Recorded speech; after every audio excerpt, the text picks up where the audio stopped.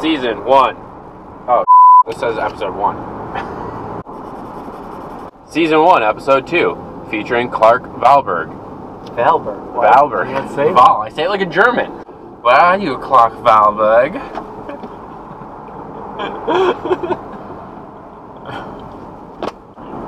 Can we call my dad and can you explain to him Snapchat? I can try. Oh, Dad. Hi, this is Brent Trias. Please leave. It's like they're getting ready to close up the round and wants to know where we're at. What do you want to do? We have to pretend like there's no other source coming to this deal. This is all Twitter. Oh, man, Apple's down 5%. What? Good. What are these? Seatbelt! Like, say hi to the camera. How you guys doing? Who are you talking to? Blake is our intern. He's amazing. He's the best intern ever. I'm from Michigan, Bloomfield Hills area. Blake, what's the most important thing you learned while interning for us? It's by far like being genuine with founders and building real relationships with founders. Boom! Put those down. So Jonathan's life's treasure is his Dungeons and Dragons Master Guide. This is literally Dungeons and Dragons Master Guide. Advanced Second edition. I know, why do you keep those in my car? Precious, like nobody steals my idea. Hello. Why aren't you calling on the conference line? Hello. Hello, Mr. Valberg, how are you? I am good. I'm in your car. How does it feel to be driven around in our car? It feels luxurious. You're our first guest. Wow. Honored. Are you one of those people who thinks like there is no geography outside of New York? I know there's a line someplace west of New Jersey. If I step over it, I'm in like San Francisco. Yeah. That's what I've heard. Can you hear me when I talk, Clark? I can hear you like somebody who's currently being suffocated with a pillow. Brett and I met you when we were at the launch festival in February, I think, and I'm pretty sure you've become our best friend since then. Is that accurate?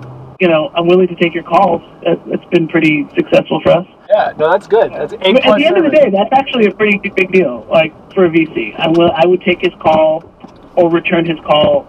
You know, often. Seems how I'd rate that on an often basis. What is it specifically that Invision does?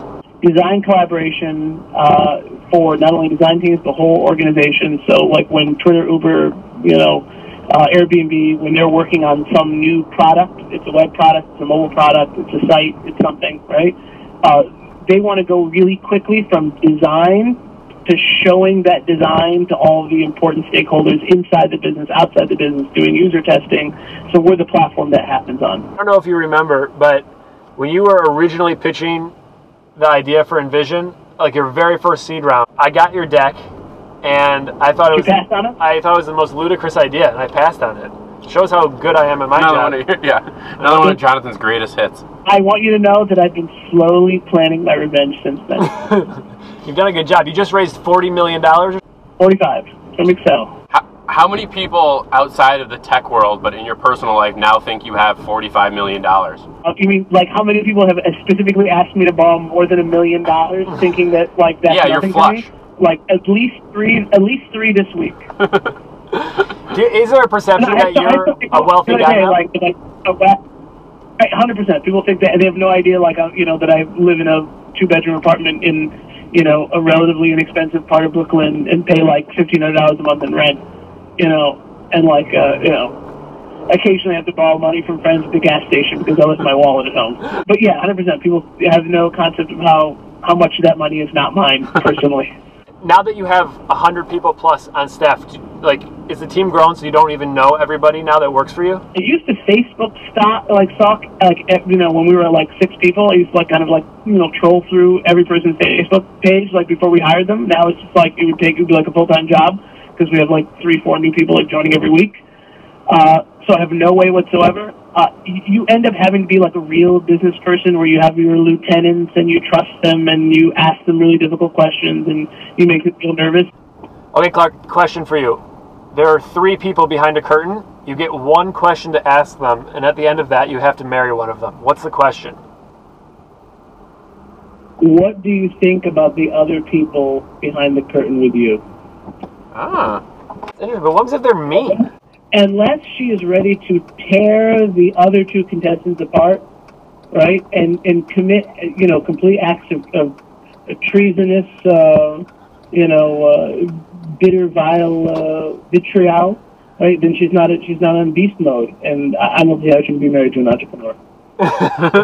So if you're married to an entrepreneur, you must be in beast mode.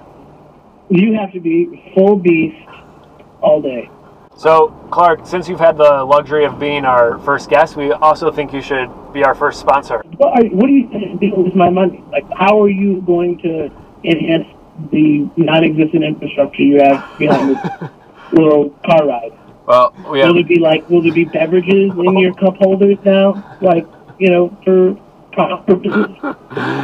Well, we have to pay for gas. Is there gas? Gas? We have to pay for gas. You guys to fund your gas bill. We have to pay for gas. So 10 episodes will be like $50. I will lend you my Sunoco card for 25 episodes.